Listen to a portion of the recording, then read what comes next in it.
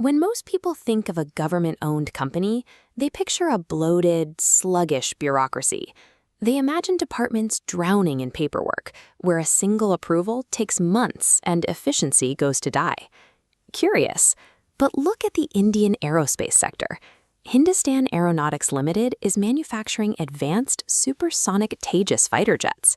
Similar state-owned entities are building cutting-edge defense systems and massive infrastructure projects with remarkable speed. So how do these specific entities manage to operate with the agility and precision of a private corporation while still being entirely owned by the state? The answer traces back to a strategic decision made at the highest levels of government.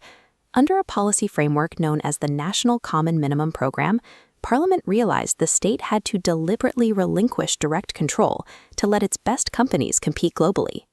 To execute this, lawmakers designed a strict, multi-tiered status system.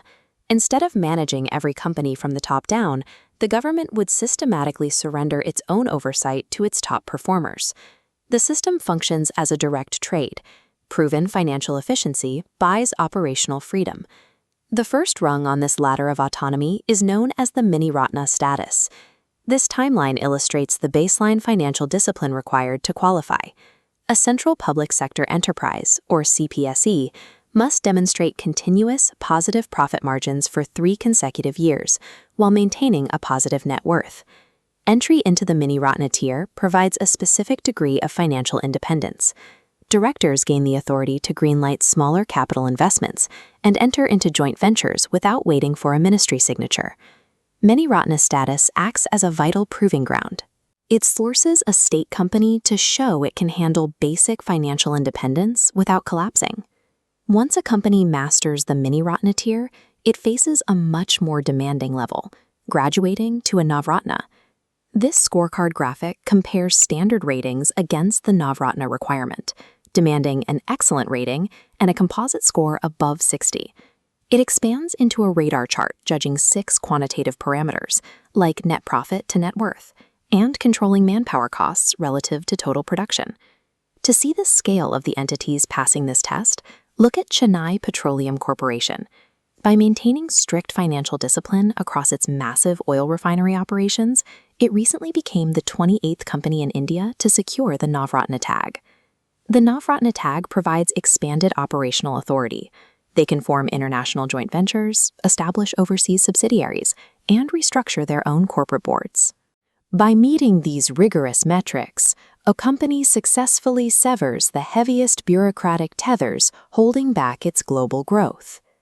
Navratna autonomy changes how a state-owned enterprise is actually governed. The new freedom triggers a shift in oversight. The government requires these autonomous entities to bring in independent, non-executive directors, diluting direct state influence on board decisions. This dual-axis line graph plots the results of that shift.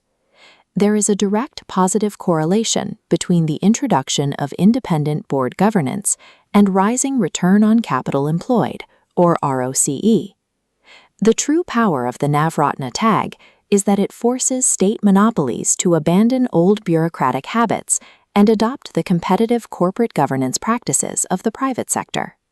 The ultimate evolution of this system is the Maharatna tier, the absolute apex of CPSE autonomy.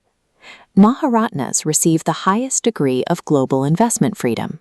They can commit billions to projects without state interference, moving from national players to competitors on the global stage. It is a long journey from the early days of domestic industrialization. State enterprises built with vintage machinery and heavy manual labor have evolved into highly optimized, modern economic engines. The macroeconomic stakes for this evolution are massive. These tiered companies form the foundational engine driving India towards its target of becoming a $5 trillion economy.